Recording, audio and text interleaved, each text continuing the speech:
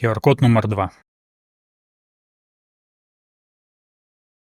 Мяжой тысячагоддзя датуецца выпуск першых залатых і срэбраных манет старажытнай Русі за часамі кіеўскіх князёў Уладзіміра, Яраслава і Святаполка. Пазней даследчыкі назвалі залатнікамі і срэбранікамі.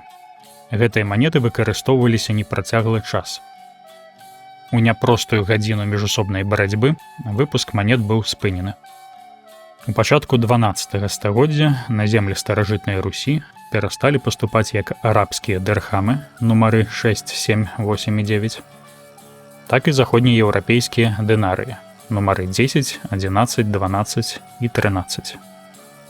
Гэтая сітуацыя тлумачылася паступовым псаваннем манеты, якая праз гэта перастала быць прыдатнай для вывазу за межы краін, якія яе выраблялі. 12-14 стагоддзі – другі безманетны перыяд.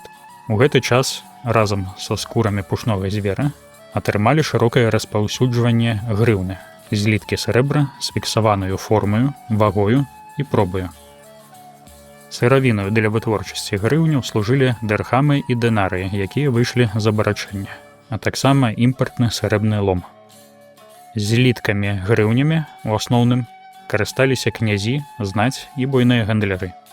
Пераважна як сродкам здзяйснення вялікіх плацяжоў, а таксама для выплаты ваенных кантрыбуцый і як сродак накаплення скарбаў.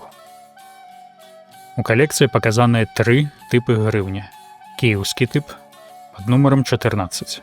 Гэта злітак шасцікутнай формы, вагою 165 грамаў. Нумар 15. Грыўня наўгародскага тыпу. Па форме выцягнуты бурсок. Агульная вага 200 грамаў. Перад вамі частка грыўні, так званая палціна, рубель, рассечаны на палову. Дарэчы, адна з версій паходжання наймення рубель – гэта сувязь са словам рубіць, секчы. Рубіць ці секчы грыўню на часткі. Пад нумарам 16 ізрой. Першая аўтэнтычная, пацверджаная пісьмовымі крыніцамі назва грашовай адзінкі, якая выраблялася на этнічных беларускіх тэрыторыях. Магчыма, паходзіць ад слова «ізырыць», што адлюстроўвае тэхналогію вырабу гэтых срэбных брускоў ад ліццёў формах зямлі. Першыя летапісныя ўзгадкі ізроі звязаныя з Віцебскім. Гісторыкі нярэдка называюць такі тып грыўні заходнерускім альбо літоўскім. Вага ізроя каля 100 грамаў. Што можна было купіць за адну срэбную грыўню? Баявога каня, 10 кароў, альбо невялікую атару авечак.